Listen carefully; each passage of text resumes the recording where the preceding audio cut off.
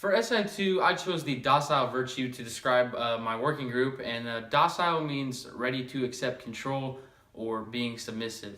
And going into SA2, I thought our group's docility was good outside of the classroom, but it could improve on inside the classroom.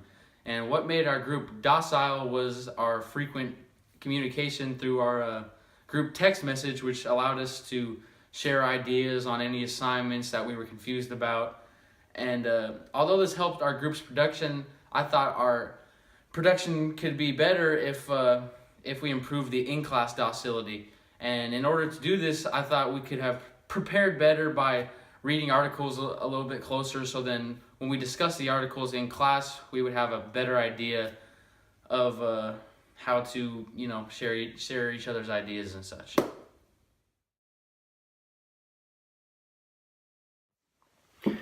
In my essay 2, I talked about how our main virtue was diligence. One of the vital tools I used to come to this conclusion was communication. A strength of our communication was the availability to be able to meet outside the classroom at places such as the student union and library. However, we were not the best at staying on task in class, as we would get off topic very easily. Another vital tool I used was respect. Since most of us are freshmen, a big challenge was learning how to respect the opinion of others. We entered the classroom with a fairly open mindset of everyone's opinion. Through our experiences, we learned how to keep that open mindset and let it manifest itself into our discussion. In my essay 2, I talked a lot about how my group was diligent and hardworking at the time. At that specific time, I believe that as a group as well as individually, that we all pulled our own weight. We made sure our assigned work was completed before the due date. We would procrastinate till the very last minute at points to do this work, but overall we were very hardworking and diligent in the course. All right. In my essay 2, I talked about how our group was diligent as a group and individually. As a group, we worked well together because we all have individual strengths that complement each other. However, we also struggled with time management and balancing our new college lives.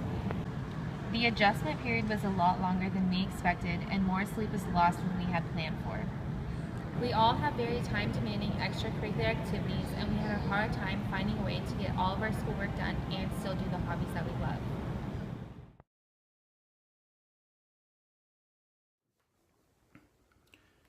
Earlier in the semester, we read a reading by Baumeister and Exline, which talks about self-control and some of the 7 deadly sins. The 7 deadly sin that I looked at was sloth, and I thought, as bad as it sounded, I thought that somewhat described our working group a little bit. We procrastinated. There were times when we didn't probably put our full effort into some of the readings, and there were certainly times where we kind of gave up earlier than we should have.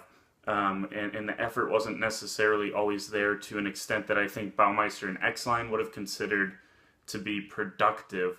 And that was something as far as self-control went. We had good self-control. I mentioned in the paper, me and Drew had to give up things like watching sports on Monday night. We both missed the Monday night football game in order to get a paper done. And on a related and probably more important note, why is Monday night football not considered a national holiday each week? So things like that, self-control was there, but it wasn't there to the extent that we wanted. And I think over the course of the semester, our group began to learn how to better have that self-control and how to kind of rid ourselves of some of these sloth tendencies that Baumeister and Exline mentioned in their article.